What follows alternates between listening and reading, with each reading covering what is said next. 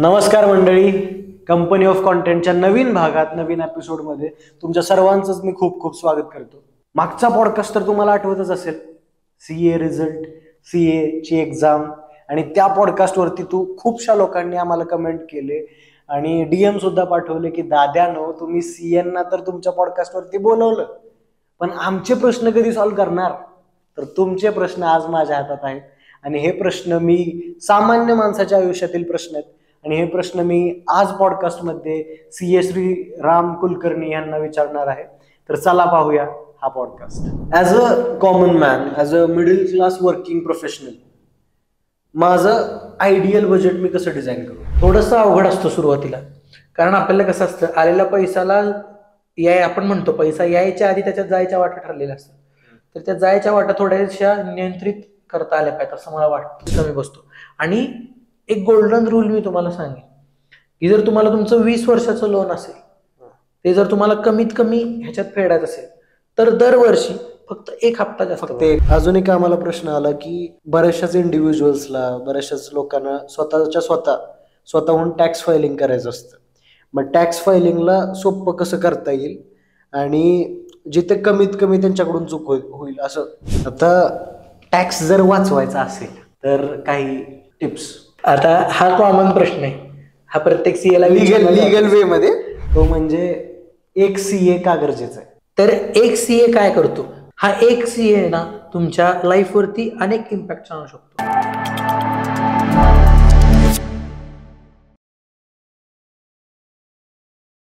तर दादा धन्यवाद, तुम्ही पुन्हा एकदा आमच्या रिक्वेस्ट वरती या चॅनल वरती आलात.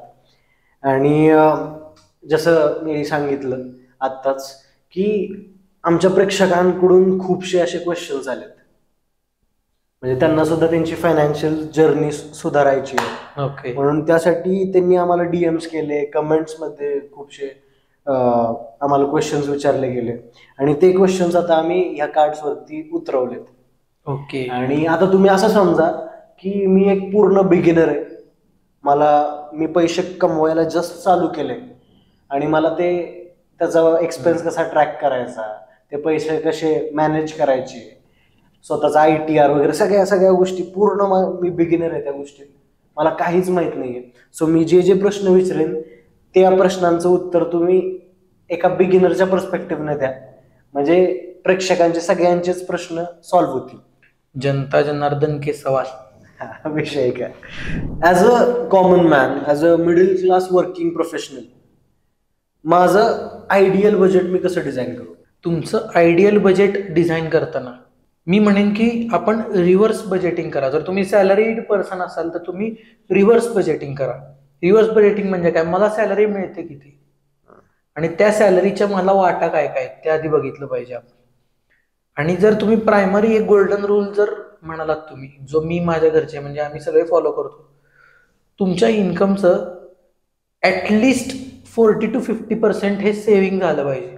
40 to 50% सेव्हिंग म्हणजे इन्व्हेस्ट झालं पाहिजे. आणि बाकीचं मग तुम्ही तुमच्या खर्चांना वापरू शकता. डे टू डे बजेटिंगला ह्याला सिम्पल रूल मी सांगेन तुम्हाला. ह्याच्यात पुढं कॉम्प्लेक्स आहेत, जे आपण म्हणतो गोल्डन रूल्स ऑफ फायनान्सिंग वगैरे, ते आहेत, पण ते फार कॉम्प्लिकेटेड आहेत. एक बेसिक जर मी म्हणालो ना, तर ॲटलिस्ट मला 40 to 50% मला सेव्ह करता आलं पाहिजे माझ्या इन्कम मधून. बरोबर. थोडंसं अवघड असतं सुरुवातीला, कारण आपल्याला कसं असतं, आलेल्या पैशाला आपण म्हणतो पैसा यायच्या आधी त्याच्यात जायच्या वाटा ठरलेल्या असतात. तर त्या जायच्या वाटा थोड्याशा नियंत्रित करता आल्या पाहिजेत असं मला वाटतं. खरं. सो जर तुम्ही सॅलरीड असाल तर तुम्ही रिव्हर्स बजेटिंग केलं पाहिजे. आणि जर तुम्ही बिझनेसमन असाल तर लक्षात घ्या, तुम्हाला पर्सनल आणि तुमचे बिझनेसमन असे दोन्ही खर्च असतील. मग त्यातले जे अनअवॉइडेबल खर्च आहेत, म्हणजे जे मला काही झालं तरी करावंच लागणार आहे, फॉर एक्झाम्पल काय घर खर्च, तो तर मला करावा लागणार आहे. बिझनेसमध्ये म्हणाला तर रेंट आहे, तुमच्या सॅलरीज आहेत, ते खर्च. आणि त्याच्यानंतर तुमचे जे काही खर्च आहेत ते प्लस तुम्हाला डिझायरेबल जो इन्कम हवा आहे सेपरेट खर्चाला, जी बाकीचे खर्च म्हणजे मौज मजेला ह्याला त्याला लक्झरीजला, त्याच्यावरती एक सेव्हिंगचा कॉम्पोनंट ऍड करून तेवढा रेव्हेन्यू तुम्ही टार्गेट केला पाहिजे दर महिना किंवा दरवर्षी. माझं जे बजेट असतं ते या महिन्याला वेगळे, दुसऱ्या पुढच्या महिन्याला वेगळे. म्हणजे मी समजा एक वर्किंग प्रोफेशनल आहे, मी कमवतोय, मला सॅलरी ह्या महिन्याला वेगळी येते, फ्लक्च्युएटेड आहे, बरोबर. पुढच्या महिन्याला वेगळी आहे, तिसऱ्या महिन्याला वेगळी आहे. मग ते बजेट त्या इन्स्टंटेनियस पॉइंटला कसं बदलत ठेवायचं? त्या इन्स्टंटेनियस पॉइंटला म्हणजे लक्षात घ्या, तुमचा बजेटिंग मध्ये मी जे बजेट सांगितलं त्यामध्ये जो कॉम्पोनंट तुमचा डिस्टर्ब होणार आहे तो एकच आहे, जो की लक्झरी. लक्षात घ्या. त्यामुळे मग जर तुम्हाला एखाद्या वेळी असं वाटतंय की मला पुढच्या महिन्यात पेमेंट एक्सपेक्टेड कमी असेल, अशा वेळी आपण आपल्या लक्झरीचा खर्च थोडा कॉम्प्रोमाइज करायचा. कॉम्प्रोमाइज करावे लागणार. एनिवे की पॉईंट काय आहे, आपल्याला आपले सेव्हिंग हलवायचे नाही. लक्षात घ्या, तुम्ही खर्च लक्झरीचा कमी केला तरी चालेल, पण सेव्हिंग हलवायचे नाहीत. का? कारण भविष्यात आपल्याला सेव्हिंगच कामाला येतात. जर काही प्रॉब्लेम्स आले, काही आले, समजा काही काही वेळेला काय होतं, समजा मी ऍज अ बिझनेसमॅन, समजा आता मी प्रोफेशनल आहे, मी सीए, काही काही वेळेला काय होईल, अशी काही सर्कमस्टान्सेस येतील, मे बी मी आजारी पडेन, माझ्या घरी काही कॉन्टिन्युन्सी येईल की ज्यामुळे मला महिनाभर माझ्या प्रॅक्टिसकडे लक्ष देणं पॉसिबल होणार नाही. तर अशा केसेसमध्ये काय होईल, मग मला कळतंय की मला पुढच्या महिन्यात रेव्हेन्यू कमी मिळणार आहे. मग अशा केसमध्ये मी माझ्या लक्झरीचा कॉम्पोनंट आहे तो मी बंदच करून टाकेन ऍट टाइम्स, की मला महिनाभर काही लक्झरी करायची गरजच नाही. बरोबर. पण मी सेव्हिंग हलवणार नाही, कारण सेव्हिंग माझा सगळ्यात की फॅक्टर आहे. आता तुम्ही सेव्हिंग्स म्हणला, एका बिगिनरला तुम्ही बेस्ट वे सेव्हिंगचे काय सांगाल? एखादा बिगिनर जर असाल तुम्ही, तर तुम्ही आधी स्वतःला अनालिसिस केलं पाहिजे की मी रिस्क घेऊ शकतो का नाही घेऊ शकत. सेव्हिंग्स म्हणजे काय? इन्व्हेस्टमेंट. लक्षात घ्या, सेव्हिंग्स आहेत तुमचे, ते सेव्हिंग्स तुम्ही एकतर घरात ठेवा. घरात ठेवलेल्या पैशाचा काही उपयोग होत नाही. जर तो तुम्ही पैसा बँकेमध्ये ठेवला किंवा शेअर्स वगैरे अशा काही इन्व्हेस्टमेंट्समध्ये केला तर त्या पैशाचा फायदा होणार आहे तुम्हाला, तर तो पैसा वाढणार आहे. तर सगळ्यात पहिल्यांदा आपण आपलं नेचर बघितलं पाहिजे की मला रिस्क घ्यायला आवडते का नाही आवडत.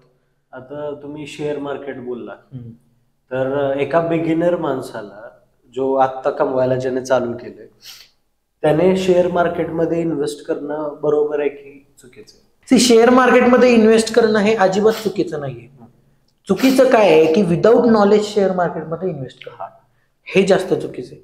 म्हणजे त्याचं इलिटरेटपणा नको. हा, उगाच एखाद्यानं टिप दिली म्हणून शेअर मध्ये इन्व्हेस्ट करणं, किंवा मला वाटतंय की बाबा एखादं टीव्ही चॅनल चालू आहे, ते म्हणते करा इन्व्हेस्ट, तर त्यात करणं.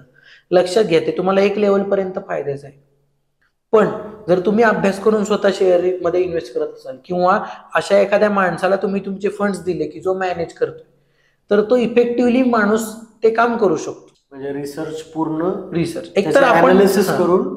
एकतर आपण रिसर्च करायचा, नाही तर ज्याने रिसर्च केलाय त्याला काम द्यायचं. आता भविष्यासाठी एक अचूक इन्व्हेस्टमेंट, जी इन्व्हेस्टमेंट फक्त तुम्हाला मल्टिप्लिकेशनच देईल तुमच्या पैशाचं, सबट्रॅक्शन नाही देणार, सबट्रॅक्शन किंवा डिवाइड नाही होणार. तर आत्ताचा जर आपल्या कंट्रीचा ट्रेंड बघितला आणि जसं आपल्या सरकारचं मिशन आहे आणि आतापर्यंतचा ट्रेंड बघितला, तर भारताची अर्थव्यवस्था ही ग्रोथ करणार आहे. कुठं आता मागं आपण बघणार नाही पुढचे 15-20 वर्ष, तरी अजिबात मागं आपण बघणार नाही. तर जे आपण ऍड्स बघतोय आपण, म्युच्युअल फंड बाजार, तर एक बेसिक इन्व्हेस्टमेंट म्हणून तुम्ही तुमच्या पूर्ण इन्व्हेस्टिंग म्युच्युअल फंड्स मध्ये न करता थोडासा पार्ट तुमचा इन्व्हेस्टमेंट मधला म्युच्युअल फंड्सला तुम्ही टाकू शकता. की जे कसं आहे म्युच्युअल फंड्स, थोडक्यात काय कन्सेप्ट मी तुम्हाला सांगू इच्छितो की जे शेअर मार्केट आहे त्यात आपण डायरेक्ट इन्व्हेस्ट करण्यापेक्षा आपण आपले पैसे म्युच्युअल फंड्सला देतो, ज्यामध्ये क्वालिफाईड प्रोफेशनल माणसं बसलेली असतात आणि आपला पैसा घेऊन ते तुमच्या शेअर मार्केटमध्ये इन्व्हेस्ट करतात किंवा एक्सपर्ट्स लावतात. आणि शेअर मार्केटमध्ये जर तुम्ही म्हणला तर म्युच्युअल फंड्सला रिटर्न्स प्रचंड चांगले मिळतात. फक्त पुन्हा तोच प्रश्न की तुम्हाला रिस्क घेणं कितपत तुम्ही इच्छुक आहात रिस्क घ्यायला. जर तुम्हाला रिस्क घ्यायचीच नसेल तर तुमच्यासाठी सगळ्यात बेस्ट ऑप्शन म्हणजे काय? एफडी आहे, सरकारी बॉन्ड्स आहेत, तुमचे पीपीएफ आहेत, पर्सनल प्रॉव्हिडंट फंड्स आहेत, किंवा लाईफ इन्शुरन्स पॉलिसीज आहेत. या रिस्क फ्री आहेत सगळ्या इन्व्हेस्टमेंट. या बुडणं तर पॉसिबल नाही. आज दादांनी बोललं ते बरोबर बोललं की सुरुवातीला जो माणूस अर्न करतोय तो रिस्क घेऊ शकतो, बरोबर.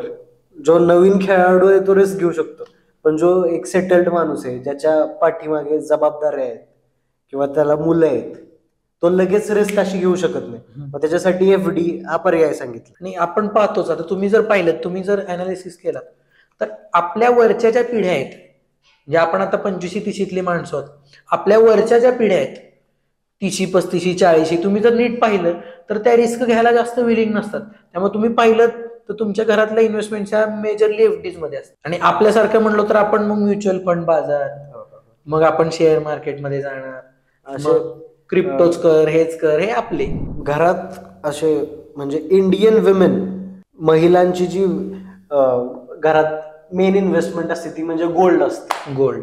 आणि इंडियन फॅमिलीज मध्ये एक फॅड आहे की इन्व्हेस्टमेंट करायची म्हणजे सोन्यातच करायची. ते दुसरे जे बरेचसेच तुम्ही सांगितले की प्रोव्हिडंट फंड झाले, गोल्ड सोव्हरन बॉन्ड, वेगवेगळे बॉन्ड्स आहेत, फंड्स आहेत, मग ह्याच्यात इन्व्हेस्ट करणं फायदेमंद आहे का? फायदेमंद. किंवा रिअल इस्टेट इन्व्हेस्टमेंट आहे, जमिनीचा भाव एकदा वाढत गेला की वाढतच जातो, मग अशा ठिकाणी काय सांगाल? जर तुमच्याकडे कॉर्पस जास्त असेल तर real estate investment is never a bad idea. जास्त कॉर्पस असेल तर. पण जर एखादा मिडल क्लास माणूस म्हणला की त्याकडे तेवढे पैसे नाहीत की तो जमिनीत फ्लॅट्स मध्ये इन्व्हेस्ट करू शकेल, तर मग त्याला साहजिक आहे गोल्ड आलं, तुमचं एफडी झाले, किंवा किसान विकास पत्र म्हणून असतं, तुमचं ते नॅशनल सेव्हिंग सर्टिफिकेट असतं, असे काही काही ऑप्शन्स आहेत. किंवा महिलांसाठी स्पेसिफिक म्हणलात तर महिलांसाठी बऱ्याच योजना सरकारने काढल्यात ज्यामध्ये नॉर्मल जे एफडीचं व्याज असतं त्याच्यापेक्षा जास्ती व्याज आपल्याला मिळतं. मग तुम्ही महिलांच्या नावावरती सुद्धा पैसे इन्व्हेस्ट करू शकता. असेही बरेच पर्याय आहेत आपल्याकडे. आणि तुम्ही आता फ्लॅट्स वगैरे म्हणला की बरेचसे असे तरुण आता बघत असतील व्हिडिओ हा, ज्यांना फ्लॅट्स पुण्यात किंवा अशा मेट्रोपॉलिटन सिटीजमध्ये, मुंबई, मोठ्या मोठ्या सिटीजमध्ये त्यांना गुंतवणूक करायची असते फ्लॅट्समध्ये वगैरे, आणि ते आत्ताच नुकतेच कामाला लागलेले असतात. तर कधी कधी कसं होतं की ते EMI वरती येतात, अर्थातच पूर्ण अमाऊंट भरू शकत नाहीत ते. बरोबर. राईट. मग EMIs मध्ये घेतात, ती EMI ची अमाऊंट असते मोठी. बरोबर. मग कदाचित एखादा हफ्ता चुकतो, मग एकदा चुकतो, दुसऱ्यांदा चुकतो, मग ते तसं तसं एक बँकरप्सीच्या रूट वरती चालत असतात. मग ते त्या गोष्टीला कसं टॅकल करायचं? तर त्याच्यासाठी एक मेजर गोष्ट म्हणजे की सगळ्यात पहिल्यांदा आपलं इन्कम अनालाइज करूनच आपल्याला हप्ता ठरवला पाहिजे की किती मोठी प्रॉपर्टी मी घेणार आहे, किती घेणार नाहीये. जर माझं इन्कम व्होलाटाईल असेल तर एक स्पेसिफिक मार्जिन आपल्या इन्कम मधून धरून आपल्याला थोडासा कमी हप्त्याचा कुठला फ्लॅट असेल तर तो परचेस केला पाहिजे. बेसिकली बँकरप्सीकडे जाणारा माणूस, बँकरप्सी म्हणजे काय, तुमचा खर्च आवाढव्य, त्याच्या अगेन्स्ट तुमच्याकडे इन्कम नाहीये. बरोबर का? मग सगळ्यात बेसिक गोष्ट जर तुम्ही मला विचाराल तर खर्चच एवढा ठरवा जो तुमच्या इन्कम मध्ये बसेल. पहिली गोष्ट. जर तुम्ही बँकरप्सीकडे जाताय असं तुम्हाला वाटत असेल तर मग त्याला खूप पर्याय आहेत बँकरप्सीतून बाहेर पडायचे. एकतर दुसरा कुठला अल्टरनेट सोर्स ऑफ इन्कम काय जनरेट करता येतोय का बघा, जेणेकरून तुमची इन्कम साईड वाढेल. किंवा काही काही गोष्टी अशा असतात, काही काही आता स्कीम्स अशा असतात की ज्यामध्ये तुमचं लोन, एका बँकेचं लोन जर हाय रेट ऑफ इंटरेस्ट असेल तर कधी कधी दुसरी बँक सुद्धा टेक ओव्हर करते. मग त्या ऑप्शनकडे तुम्ही जाऊ शकता. किंवा जर तुम्हाला असं वाटत असेल की भविष्यात मला प्रॉब्लेम्स येऊ शकतात लोन रिपे करण्यासाठी, तर ऍडव्हान्स हप्ते भरणं हा सुद्धा एक चांगला पर्याय असू शकतो. म्हणजे ते टेन्युअर कमी होतं, तुमचं टेन्युअर कमी होतं म्हणण्यापेक्षा व्याज कमी बसतं, आपल्याला इंटरेस्ट कमी बसतो. आणि एक गोल्डन रूल मी तुम्हाला सांगेन की जर तुम्हाला तुमचं 20 वर्षाचं लोन असेल, ते जर तुम्हाला कमीत कमी ह्याच्यात फेडायचं असेल तर दरवर्षी फक्त एक हप्ता जास्त भरायचा. फक्त एक हप्ता जर जास्त भरला तर तुमचं 20 वर्षाचं लोन 12 ते 13 वर्षातच तुमचं क्लिअर होऊ शकतं. बापरे. म्हणजे 7 ते 8 वर्ष डायरेक्ट सबस्ट्रॅक्ट. अजून एक आम्हाला प्रश्न आला की बऱ्याचशाच इंडिव्हिज्युअल्सला, बऱ्याचशाच लोकांना स्वतःहून टॅक्स फायलिंग करायचं असतं. मग टॅक्स फायलिंगला सोपं कसं करता येईल आणि जिथे कमीत कमी त्यांच्याकडून चूक होईल असं? तर आता कसं आहे, सध्याच्या ज्या इन्कम टॅक्सच्या वेबसाईट्स आहेत ज्या डेव्हलप केल्या गेल्या आहेत त्या एकदम युजर फ्रेंडली डेव्हलप केल्या, त्यामुळे साहजिक आहे माझा रिटर्न मी स्वतः भरू शकतो. पण शक्यतो कान हे सोनारांनाच टोचावेत. कारण काय सांगतो तुम्हाला, छोटंसं उदाहरण देतो. आज समजा जर मला खोकला होत असेल आणि मी जर घरी औषध घेतलं तर कदाचित तो 90% ह्याच्यात तो बरा होईल. पण जर मी खोकला सुरू असतानाच डॉक्टरकडे गेलो तर माझे ते आजार आहे पटकन बरा होणार आहे.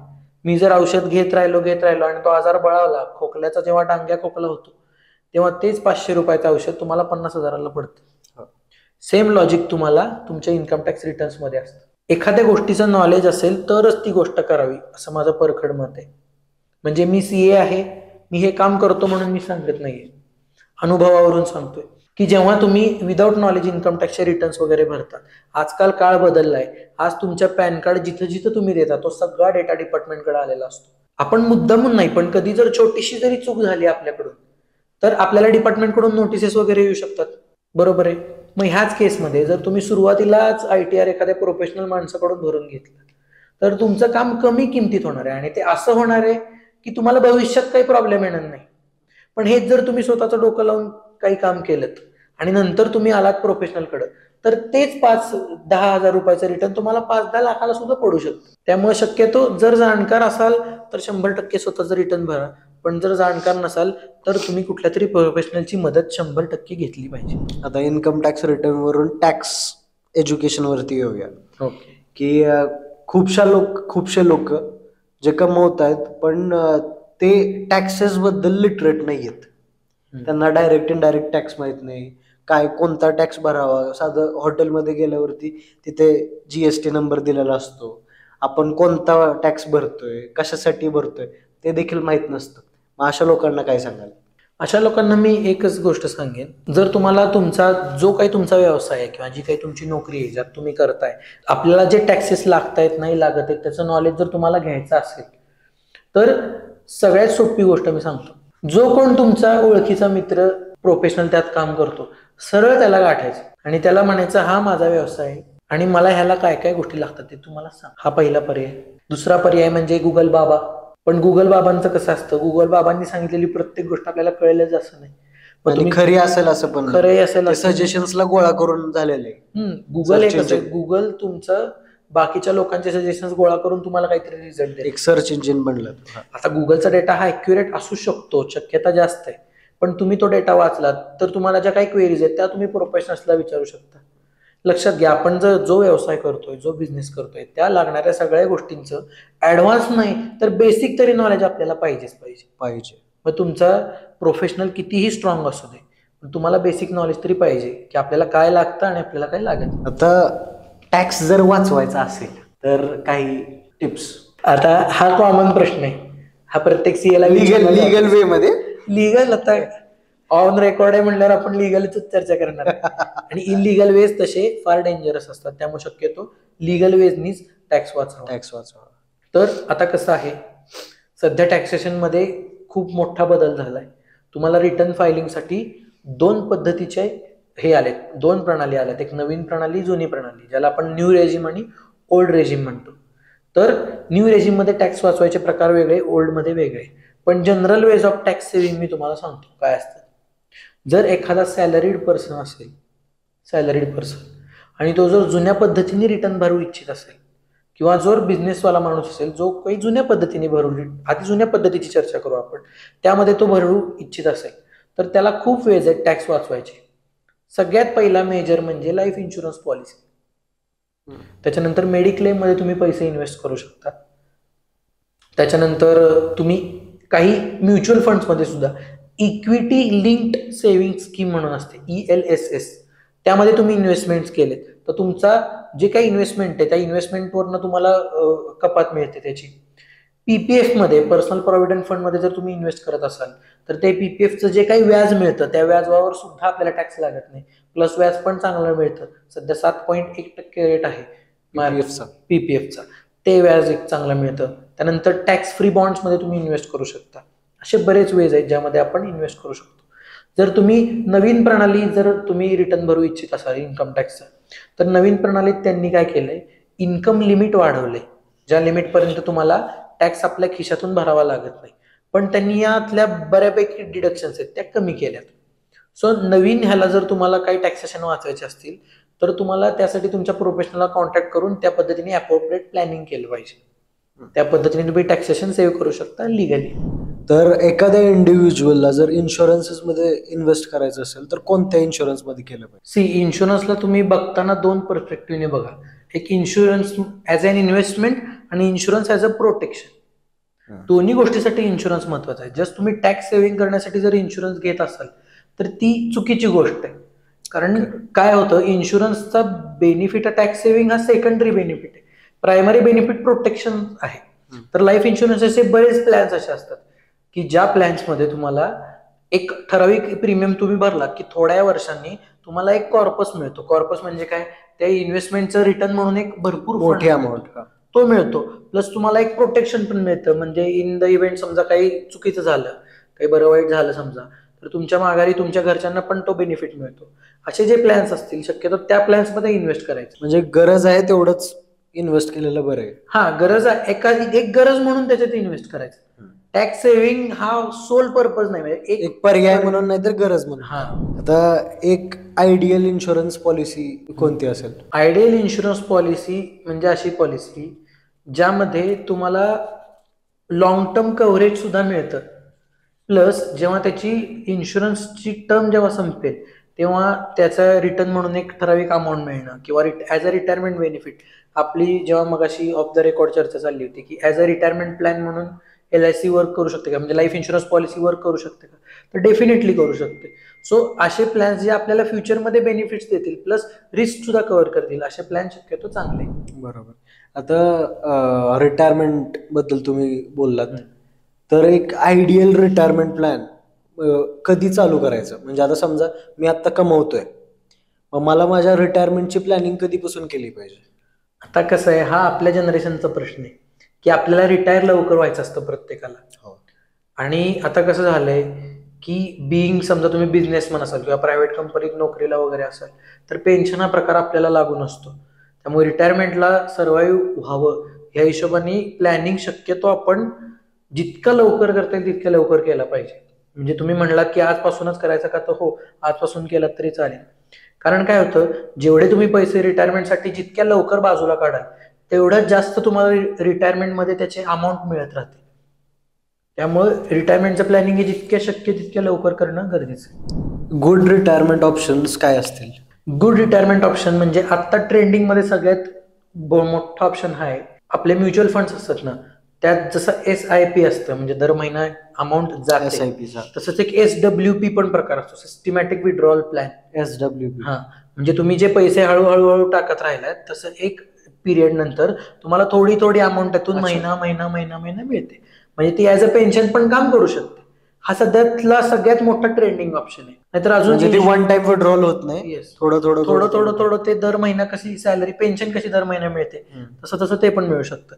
प्लस तुमच्याकडे समजा मोठा कॉर्पस मिळाला असेल, आता कसं होतं की जेव्हा आपण रिटायर होतो एखाद्या कंपनीतून तेव्हा त्यातली PF मिळते, ग्रॅच्युटीची वगैरे अमाऊंट मिळते. सो अशा काही मोठ्या अमाऊंट्स आहेत ना, त्या मोठ्या अमाऊंट्स तुम्ही FD मध्ये इन्व्हेस्ट करू शकता आणि त्याचं व्याज येते MIS सिस्टीम मधून घेऊ शकता. MIS म्हणजे काय, जे व्याज तुमचं जमा होतं ते मंथली तुमच्या अकाउंटला क्रेडिट होत राहतं सेव्हिंग्ज अकाउंट, आणि FD ची अमाऊंट तशी सिक्युअर राहते. तो एक आहे. किंवा इन्शुरन्स कंपनींना सुद्धा तुम्ही मोठा जो कॉर्पस मिळालाय तो त्यांना देऊन त्यांच्याकडून सुद्धा पेन्शन शेवटपर्यंत घेऊ शकता. त्या केसेसमध्ये मग तुम्हाला पेन्शन पण मिळते प्लस हेल्थ कव्हर पण मिळते. आता समजा एखाद्याच्या आयुष्यात एक मोठा इन्सिडेंट घडलाय, म्हणजे जो अनअवॉइडेबल आहे, ज्याला आपण अवॉइडच करू शकत नाही. म्हणजे काहीतरी मेडिकल इमर्जन्सी आली, किंवा लग्न ठरलं, किंवा मुलाचं प्लॅनिंग करतायत, तर मग त्या ह्याच्यात एक मोठी रक्कम त्यांना लागणारच आहे. मग तिथं कसं सगळ्या गोष्टी मॅनेज करायच्या? तिथं मग अशा वेळी बेस्ट ऑप्शन काय राहतो, FD म्हणतो आपण.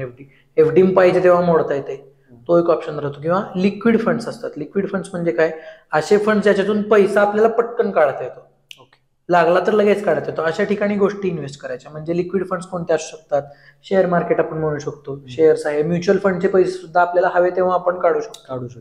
त्याच्यानंतर असे फंड शक्यतो टाळावेत. कोणते, बॉन्ड्स वगैरे असतील तर बॉन्ड्सचा पैसा कसा लॉक होतो. बॉन्ड्स किंवा तुम्ही असे इंटरेस्ट बेरिंग ऍसेट्स असतील, म्हणजे 5 महिने लॉकिंग टाकले, 5 महिने पैसे काढू शकत नाही, असे नाही शक्यतो ठेवायचे. लिक्विड फंड्स मध्ये थोडा पैसा ठेवायचा, म्हणजे थोडी कॅश राहील, थोडेसे गोल्ड मध्ये वगैरे इन्व्हेस्टमेंट झालं.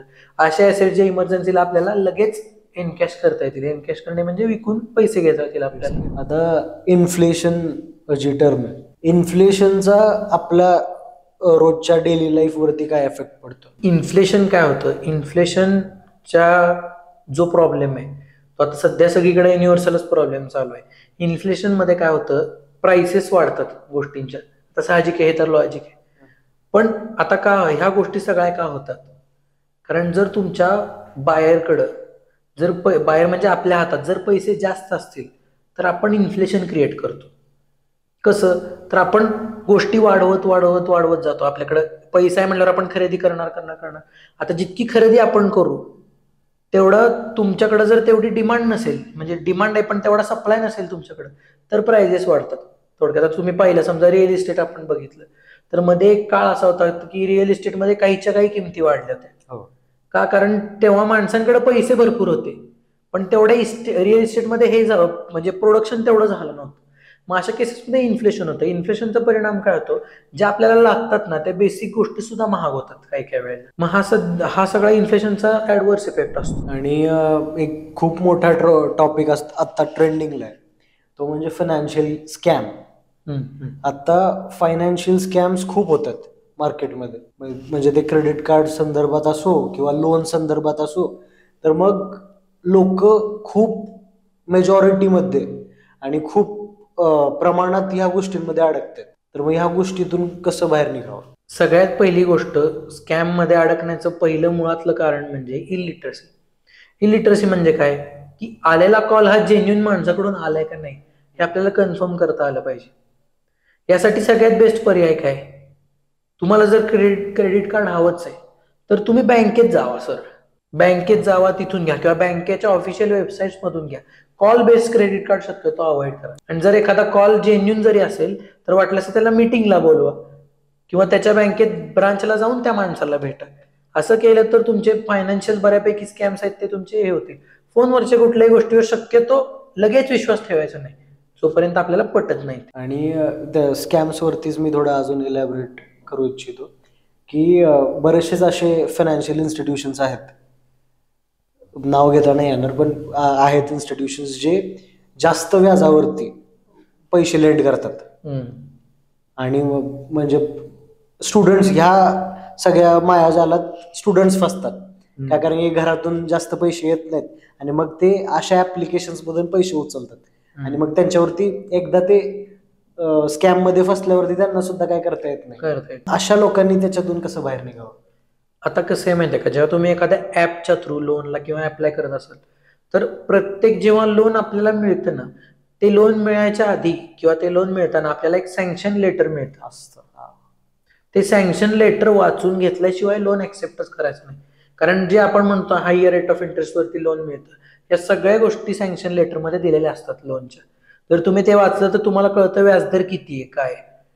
जर सँक्शन लेटरवरती समजा व्याजदर 10% दिला असेल आणि तुम्हाला चार्ज होताना 12% झाला तर तो स्कॅम आहे. पण जर तिथंच 10% दिला असेल आणि तो आपण वाचला नाही तर ती आपली चूक आहे. त्यामुळे जर कुठल्याही ऍपच्या थ्रू कशाच्या थ्रू लोनला अप्लाय करताना त्यांच्या कंडिशन्स आधी चेक करून घ्यायच्या, मगच लोनला अप्लाय करायचं. आता लोनवरनं एक गोष्ट आठवली, सगळ्यात की इन्ग्रेडियंट लोनचा म्हणजे credit score, CIBIL score. Hot topic. खूपशे म्हणजे कमवणारी लोक असतील किंवा म्हणजे सॅलराईड लोक असतील किंवा बिझनेसमॅन असतील, त्यांचा क्रेडिट स्कोअर आजचा खूप मोठा टॉपिक आहे.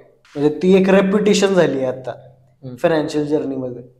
मग त्याला जर इम्प्रोव्हाइज करायचं असेल आपल्याला तर कसं करू शकतो? आता क्रेडिट स्कोअर इम्प्रूव्ह तेव्हाच होतो जेव्हा तुम्ही लोन रेग्युलरली पे करता. जर तुमचं एखादं लोन ओव्हरड्यू असेल, ओव्हरड्यू म्हणजे काय, जर तुम्ही हप्ते भरले नसतील आणि तुमचा सिबिल स्कोअर समजा डाऊन झाला असेल तर सगळ्यात बेस्ट चॉईस काय सिबिल स्कोअर इम्प्रूव्ह करायची की जे ड्यू आहेत ते हप्ते तर भराच, पण एक हप्ता ऍडव्हान्स भरा, मग तुमचा सिबिल स्कोअर इम्प्रूव्ह होतो. आणि काय झालंय, आता सगळे सिबिल स्कोअर बेस्डच लोन मिळतं तुम्हाला. जर तुमचा लो सिबिल स्कोअर असेल तर याचा अर्थ असा होतो की तुम्ही लोन घेता पण ते पे करत नाही. मग साहजिक आहे की एखाद्या बँकेला त्यांच्या पेमेंटची सिक्युरिटी तर हवीच असते. मग जर तुम्ही लोन दिलत म्हणजे लोन घेतलं समजा बँकेकडून आणि तुम्ही जर पेच करणार नसाल तर त्यात बँकेला तोटा आहे सर्वस्वी. त्यामुळे बँक क्रेडिट स्कोअर पाहून तुम्हाला लोन देते. सो माझा एक चांगला सल्ला असेल, ज्यांचे समजा क्रेडिट स्कोअर्स कमी असतील, तुम्ही लोनचे हप्ते भरा आणि एखादा दुसरा हप्ता ऍडव्हान्स मध्ये भरलात तर तुमचा लोनचा जो क्रेडिट स्कोअर आहे तो लगेच वाढेल तुमचा. आता समजा माझ्यावरती एक अमाऊंटचं कर्ज आहे, ओके, त्याला लगभग नील करायचंय मला त्या लोन अमाऊंटला, पण सध्याला माझी फायनान्शियल कंडिशन एवढी चांगली नाहीये की मी ते EMIs भरू शकेन. ओके, मग त्याला कसं टॅकल करायचं? आता त्याला कसं आहे, तुम्हाला बेसिकली तुम्हाला मी मगाशी सांगितलं तसं होतं, एक अल्टरनेट एखादा इन्कम सोर्स होतोय का बघितलं पाहिजे. आणि समजा जर नसेल होत तर जेवढे शक्य आहेत तेवढे पैसे थोडे थोडे थोडे करत टाकत राहायचं. ऍटलिस्ट समजा आपल्याला सगळा हप्ता भरता नाही आला नाही आणि थोडा जरी तुम्ही भरला तरी जे पेनल्टीचं इंटरेस्ट असतं ना ते थोडंफार आपलं कमी होतं. थोडक्यात काय आहे, जर आपलं नुकसान होणारच आहे तर ते कमीत कमी नुकसान व्हावं एवढा आपण प्रयत्न करायचा. लोन सोबतच क्रेडिट कार्डच्या खूप लोक फसलेली आहेत. प्रत्येक बँक क्रेडिट कार्ड विकायच्या मागे. क्रेडिट कार्ड सगळ्यांना वापरायचे, सगळ्यांना लक्झरीज लाईफ पाहिजे, पण त्या क्रेडिट कार्ड वापरण्याचे कॉन्स काय आहेत असे तुम्हाला वाटते? क्रेडिट कार्ड वापरण्याचा कॉन्स हा सायकोलॉजिकल जास्त आहे. पैसा 1 महिना वापरायला मिळतो ना आपल्याला, त्यामुळे शक्यतो क्रेडिट कार्ड मी म्हणत नाही अवॉइड करा, पण क्रेडिट कार्ड तेव्हाच घ्या जेव्हा तुम्ही त्याचं रिपेमेंट करू शकाल. कारण जर तुम्ही रिपेमेंट वेळेत केलं नाही त्याला जवळपास 18 ते 20% आसपास सुद्धा तुम्हाला व्याज लागू शकतो. प्लस सगळ्यात मोठं की पॉईंट म्हणजे तुम्ही क्रेडिट कार्ड वापरून कधीही कॅश विड्रॉ करायची नाही. क्रेडिट कार्ड वापरून जर कॅश विड्रॉ केले तर त्याला स्ट्रेट फॉरवर्ड 40% व्याज लागतं. त्यामुळे जर क्रेडिट कार्ड वापरत असाल तर सगळ्यात महत्वाचा मुद्दा, तुम्ही कॅश विड्रॉ करायची नाही क्रेडिट कार्डमधून. आणि जर तुम्हाला वाटत असेल तर कमी लिमिटचं क्रेडिट कार्ड घ्या जर गरजेचं असेल तर. गरजेचं नसेल तर क्रेडिट कार्डची काही गरज नाही, कारण एक सायकोलॉजिकल इफेक्ट होतो. माणसाला ती पैसे वापरायची सवय लागते, बाकी काय. माणसाला स्पेंड करायची सवय लागते. एक इमर्जन्सी फंड म्हणून एका इंडिव्हिज्युअलला, एका माणसाकडे इमर्जन्सी फंड मध्ये किती पैसे पाहिजेत आणि इमर्जन्सी फंड का गरजेचं? आयडियल सिच्युएशन अशी म्हणते की तुमच्याकडं 6 मंथ्स रनवे पाहिजे. 6 मंथ्स रनवे. आता 6 मंथ्स रनवे म्हणजे काय? आज समजा माझा सगळा व्यवसाय, नोकरी वगैरे बंद झाली तर इथून पुढं 6 महिने तरी माझं घर, माझे जे काही लायबिलिटीज आहेत त्या सगळ्या चालल्या पाहिजेत. याला आपण म्हणतो रनवे. हा 6 महिन्यांचा पाहिजे. म्हणजे काय, पुढचे 6 महिने माझे सगळे खर्च आणि माझ्या सगळ्या जबाबदाऱ्या भागल्या पाहिजे. म्हणजे समजा मी 1 लाख रुपये आता कमवतोय तर माझ्याकडे 6 महिन्याचे 6 लाख रुपये तर कमीत कमी स्टँडिंग पाहिजे. म्हणजे थोडक्यात तुम्ही लाख रुपये कमवताय पण तुम्हाला जगायला किती लागतात? लेट्स से 50,000 रुपये तुम्हाला त्यातले जगायला लागतात. तर तुमचं बेसिक लाईफस्टाईल तरी तुम्हाला जगता आलं पाहिजे, नेसेसिटी प्रोव्हाइड करता आली पाहिजे. आणि असे 6 महिने तुमच्याकडे रनवे पाहिजे. आणि इमर्जन्सी फंड का गरजेचं आहे याचं उत्तर म्हणजे काय होतं, लाईफ अनप्रेडिक्टेबल आहे. जर समजा उद्या परवा तुमच्या काही, म्हणजे देव करू नये पण समजा काही बरं वाईट झालं, काही जर तुम्हाला गरज लागली, समजा अशा पोझिशन मध्ये आहेत आपण आता, जसे बिझनेसमॅन आहेत आपल्यासारखे. आता आपण काय, समजा आपण, आपलं हातावर पोट असतं. आज उद्या समजा मी बाहेरच पडू शकलो नाही, आजारी पडलो समजा, महिनाभर बाहेरच पडू शकलो नाही, तर साहजिक आहे मला मिळणार तर नाही काही इन्कम, पण माझे खर्च तर आहेत. मग अशा केसेसमध्ये इमर्जन्सी फंड आपल्याला लागतो. प्लस समजा काही मेडिकल इमर्जन्सी आली तरी एकदम आपल्याकडे 6 महिन्याचे पैसे साठवलेले असले की आपण त्यातून ती भागवू शकतो. एक रिझर्व्ह राहतो आपल्याकडे. सो तो त्या हिशोबाने गरजेचं आहे. खूपशा लोकांना हा प्रश्न असेल, आपण जे अर्निंग करतोय मग ते मंथली जे एक सॅलरी भेटते at the end of the month किंवा at the start of the month, तर डेलीचा एक्सपेन्स कसं त्याने सॉर्ट करायचं? डेलीचा एक्सपेन्स ट्रॅक करायला सगळ्यात बेस्ट बजेटिंग, जे आपण सगळ्यात पहिला बजेटिंग. तुमचं एकदा बजेट ठरलं ना की तुमचाच क्रॉस चेक, तो सायकोलॉजिकल आहे. तुम्हाला खर्च करताना प्रत्येक वेळी क्रॉस चेक राहायला पाहिजे. म्हणून मी म्हणतो की नाही की जर पैसे आले तर ते मी म्हटलं 50% इन्व्हेस्ट करायचे, ते आधीच इन्व्हेस्ट करून ठेवायचे. ते जसे आलेत ते नाहीयेच आपले पैसे, नाहीयेच. म्हणजे उरलेल्या 50-60 हजार जे काही तुमच्याकडे शिल्लक आहेत त्यातूनच बाय डिफॉल्ट तुम्हाला महिना भागवायचा आहे. मग तुम्ही आपोआप त्या एक्सपेन्सेस चेक करत राहता. खूप भारी आहे हे. खूप मोठी मोठी लोक सुद्धा फॉलो करतात की आलेला पैसा पहिल्यांदा खर्चत नाही, पहिला इन्व्हेस्टमेंट मध्ये जायला पाहिजे, मग उरलेल्याच भागवायचं. आणि समजा एखाद्या वर्किंग प्रोफेशनलला बिझनेस स्टार्ट करायचा असेल तर तो कसा करावा? तर एखाद्या वर्किंग प्रोफेशनलला बिझनेस स्टार्ट करायचा असेल तर बिझनेससाठी जे काही बेसिक खर्च तुम्हाला लागतात त्या बेसिक खर्चाची ऍटलिस्ट 6 महिने ते 1 वर्षाची प्रोव्हिजन तुमच्याकडे असली पाहिजे. जर तुम्ही वर्किंग प्रोफेशनल असाल तर, म्हणजे जर तुम्ही वर्किंग सॅलरीड माणूस असाल, कमी 1 वर्षाचा लॉस घेता आला पाहिजे. कारण काय आहे, कोणत्याही बिझनेसला हे ऑब्झर्वेशनल आहे की कोणत्याही बिझनेसला सेट व्हायला 2 ते 3 वर्ष तर जातात. सो ते 2 ते 3 वर्षात आपल्याला ऍटलिस्ट आपले फिक्स्ड खर्च जेवढे की जे करायलाच लागतील असे तरी सॅटिस्फाईड व्हावेत एवढा रिझर्व्ह आपल्याकडे असला पाहिजे. शेवटचा प्रश्न मी तुम्हाला विचारतोय, तो मी मुद्दामून शेवटी ठेवला होता प्रश्न, तो म्हणजे एक सीए का गरजेचा आहे? तर एक सीए काय करतो?